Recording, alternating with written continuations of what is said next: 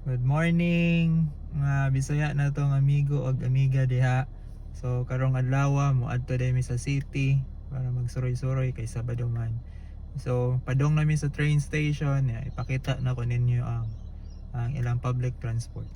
So amo nang itap. Itap na to be.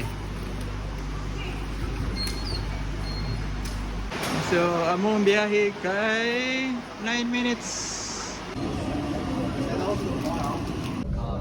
So nakasakay na ni.